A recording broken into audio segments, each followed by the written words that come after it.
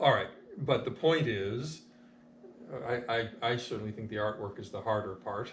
And if you didn't have the good art, I would also say this, the art is very good on these, comparatively speaking. If you didn't have that, if the characters weren't like super attractive and sexy and all that, this genre would not have been popular.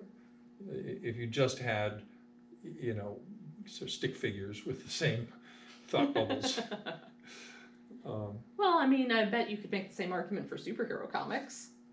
Yeah, but well, there at least you have all this, action and adventure and I guess. But anyway, the point is that I'm about to know this story for the first time. I have not read this. I have, and I am delighted by it because I think it is one of the most particularly sexist stories we've come across, and well, that just makes it so much more fun. Well, I mean, the cover has her saying, "I don't care if I have a cramp. I'd rather sink than call Mal for help." Mal became Brad in the transition. Yes, and there's a a sad Mal looking on from the hull of a boat. That's like 3 feet away from her. Yes. Now, let me start with the opening narration. I was the ugly duckling in my family, not because of just one, but 4 beautiful sisters. Then I met Mal, but every move I made to help him only made him despise me more. But my worst mistake was when I listened to my lonely heart cry, "Run for love." Is that like a political position? Is she running for? I'm wondering what her heart was trying to tell her and why it was a mistake. Well, this is what we're here to find out, I suppose. Except we should point out, frequently, the cover page and first panel of these stories is diverges from what comes after. Well, I don't know why you would think that, Oh, having not seen it yet. I don't know. No, I honestly don't know that. I'm just saying, let's not trust that whatever we think is about to happen is what's going to happen. Okay, so our starting premise is we know this girl is going to end up drowning at some point, and she has 4 beautiful sisters. All right. And there they are. Yes, we see this woman's 4 sisters, and the narration box says, "My 4 sisters were known as glamour girls." Yeah, they look pretty glamorous. I think you should look at this and talk this way, because otherwise your voice is getting... Oh, okay. So, my 4 sisters were known as glamour girls, and as all small towns have, there's some old lady standing on the corner just commenting on them. Because neighbors have nothing better to do than to comment on the beautiful teenagers that live near them. Here come those beautiful Brownlee girls. Pleasure just to look at them. So that's the 4, and then she's the 5th. Yes. Uh-huh. But when I passed, you'd never guess that Vickie Brownlee belongs to the same family. It's not her fault she looks like the ugly duckling of the family. Poor thing. I don't know, she looks kind of the same. It's just a different hairdo. Yeah, and that's kind of the downside of the art in a lot of romance comics. They're not very good at drawing homely people. Well, that old lady isn't so hot. Yeah, but here we go. We have your basic ugly duckling story, or Cinderella, the sister who everybody makes fun of. It wasn't because I didn't try, but it was hopeless. And here, young Vickie is trying to put her hair into an updo, and her sisters are very supportive. They're in the doorway saying, "Vickie, you're cute." They're teasing her, right? I don't know. I think they're ridiculing her. Like a puppy or a kitten, maybe, not a girl. I like how the sisters all hang together so close. Like they're all 4 of them crowded in her doorway to watch her play with her hair. Must be a heck of a big house if it's got room for 5 children. But I also like the premise that one's beauty is entirely determined by one's hairdo. I mean, otherwise they have nearly identical faces. It's so, true. Yeah. It's kind of like Betty and Veronica.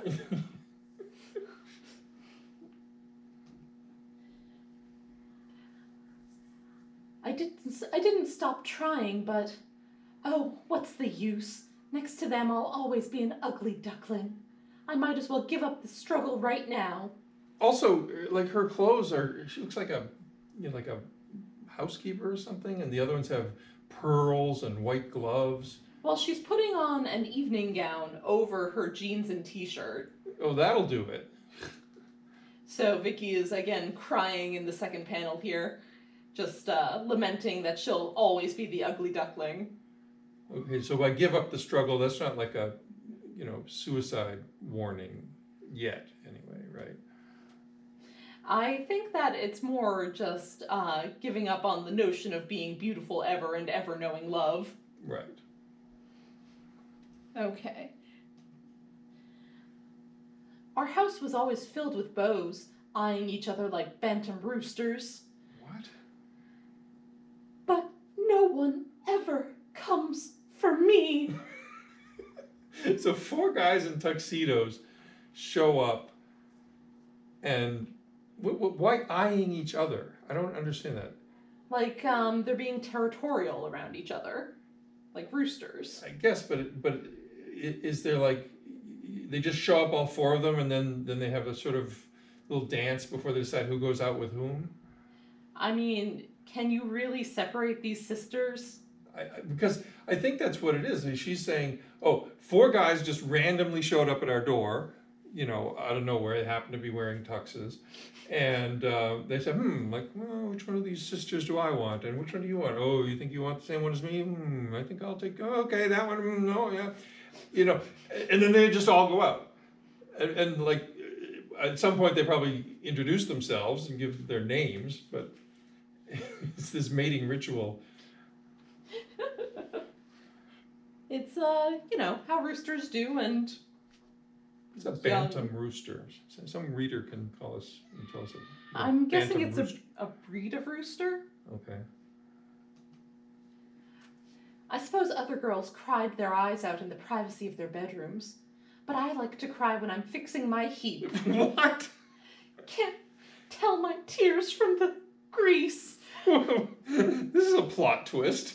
So she's also not only, a smidgen less gorgeous than her sisters, but she's into fixing cars and getting grease all over herself. Yep.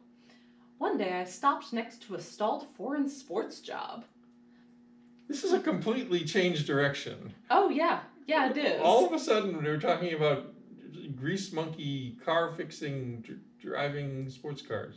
And you thought these plots were nothing. I stand corrected. So she stops on the road next to this sports car that's stalled, and she offers the driver some help. She just says, "Need some help?" And he says, "Run along, little girl. I need a mechanic, not a fugitive from kindergarten." Now, does that mean that she's a kindergarten teacher, or that she looks like she's 5 years old? I think he's supposed to be implying that she looks like a child. All right. Nice guy, by the way. Oh, yeah. Some real sweetheart. Yeah. I pulled away in a cloud of dust after that warm greeting. Let him learn the hard way that this is a side road no one uses. All right, I'm with her there. Yeah. The guy's a jerk. So drive away, let him suffer. Yep, she goes to the beach and spends a couple of hours there. But then it starts to pour, and so she decides, I'd better get back before the road turns to mud. Nice logical chain of events. Yeah, I like that road. No, is this getting us is this like the same road that the people last time went from that wedding and fell off the cliff into the... I mean, she has parked her car right on the very edge of a cliff. Yeah, that seems a little irresponsible. Maybe she's just really secure about the job she's done repairing the brakes on her car. Well, it's also kind of irresponsible that there would be a road that goes right up to 1 inch away from a 30-foot cliff with no bar or anything. As I had expected, he was still there, getting drenched because something was the matter with his convertible top. And so she leans out of her window and says, change your mind about some help now? And the man says, oh, go ahead. Just to prove that no miracle will happen just because you blindly touched the car. Okay, now, we already know that he's a jerk. Mhm. And the obvious implication is, how could a woman know anything about how to fix a broken car? He doesn't even entertain the possibility. What I will say is, where I think this is going, and we already know that she likes working on cars, that is kind of rare for that time period. It's rare today. And, you know, if you've ever seen My Cousin Vinny, famous scene there, Yeah. where she's not only a mechanic, but like the most knowledgeable mechanic in the history of the world. That was funny and ironic and cute because of the fact that she was, you know, more like the sisters here. She was like sort of glamorous on the surface, and then it turns out she's like this super mechanic person. But even there, it was playing on, you know, the stereotype and the reality that there aren't a heck of a lot of female mechanics. Yeah, it reminds me of a Batman comic I read from the 40s where Batman and Robin were out in the countryside and they ran into a blacksmith who was a woman, and they were like, a woman blacksmith? And she said, and why not? Yeah, I would have gone, a blacksmith? What the heck are you doing here in the 20th century? Well, anyway, Vickie goes to repair the car and says the trouble was easy to spot. Start it. Go ahead, start it. You know where the accelerator is, don't you? Just press down on it like a good little boy and see what happens. Ooh, she's dishing it out. She's nice and sassy. I really appreciate that. All right. He did. But I already know she's going to fall in love with him. Which is like, what is the point? Why is it always like the guy is a total jerk? The woman is like really self-deprecating and just, you know, trying to live her life. And then, you know, she falls for the total jerk. I'm getting ahead of us. I haven't read this. I just know. He did finally, and you should have seen his face when the car started. Lucky. Just luck, that's all. The car was probably ready to start by itself anyway. Okay, is that how you say thank you in your language? Wow. Yep. So like 4 times now, the guy's been total jerk. And even after she helps him entirely voluntarily and, you know, getting drenched in the process, she could have just driven away. And he's total jerk again. Yep. Boy, is she going to fall for him. He shot away from me like a jet. I know he's drenched and cold and irritable because I was right and he was wrong, but he doesn't have to act like an angry bear. Jeez, this woman should be like queen of the world. I got back to my car and drove about 5 minutes, and then he stalled again. And then he's standing there, like, he might as well be like under a waterfall. Standing miserably in this rain and a muddy road that is clearly unpaved. Like, it looks like he could easily get his tires stuck in this. But she says, I've learned my lesson. He's the last man in the world I'd try to help. The end. That was a great story. I like how this one ended. I know. The I'm woman glad this asserted herself. I'm glad this one became so famous. Good. You know, good for her. Although we missed the drowning part, so maybe there's more. Oh, she'll have a dream later or something, Okay, I'm sure. okay. But she's done with that guy. That was just a side story. Yeah. Good. Oh, wait. But I couldn't stand seeing even him drowned by the downpour, so I backed up right into his punctured male pride. Ooh, good line. Okay, I take it back. That was an actual good line by the writer. And the man says, if you'd really found the trouble, this wouldn't have happened. That's it. Blame her. Blame her for it.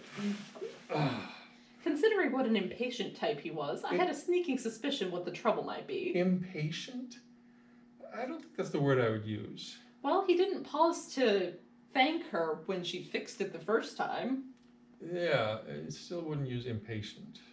Anyway, she discovers, your tank is empty. I'll give you a lift to town to Smith's garage. So he's too stupid to know how to read a gas meter. Yes. Okay. So he's a complete jerk and an idiot. Another point in his favor. This is like the love of a lifetime. What a ride, she thinks to herself. I might as well be riding with a statue, except this one's eyes have lightning in them. Wait, how is she able to look into his eyes while she's driving? Now I'm a little worried about her responsibility. Maybe it's right before she starts driving. Mm-hmm. I left the stranger at Smith's garage and went home. And, she notices, why am I lying on top of my bed without bothering to take my wet clothes off? First of all, that's like the most erotic thing that's happened in any of these stories yet. But I don't know, like, I wonder if they threw that in there for that purpose, you know? No, there's been, not in the ones we've read, but certainly there are romance comics that have more titillating imagery, where, like, there's a woman just going around in her underwear because she's getting dressed or putting on a negligee or something along those lines. Yeah, but covered in wet clothes and lying on the bed, you know. I mean, you only know they're wet because she says so. You can't tell from the drawing. And she's still not being portrayed as particularly beautiful or anything. She's just generic romance comic beautiful. And then I realized a daydream had taken hold of me. And she imagines herself in the arms of the stranger, and he's saying, "You're an angel for helping me out. A beautiful angel." Yeah, and he's just about to kiss her. Yes. Can you explain to me, because you do represent, you know, women. Oh yes, I attended a meeting recently of all women. Yeah, and I'm sure you went through some of these topics. Why? Why is she having these daydreams? Yes, why, after being mistreated over and over, and specifically being, you know, insulted after being nice and helpful, does she find herself fantasizing about that guy? My only guess is that she must be the sort who fantasizes about, like, every guy she encounters. That's the only thing that makes sense to me. That makes no sense, because this is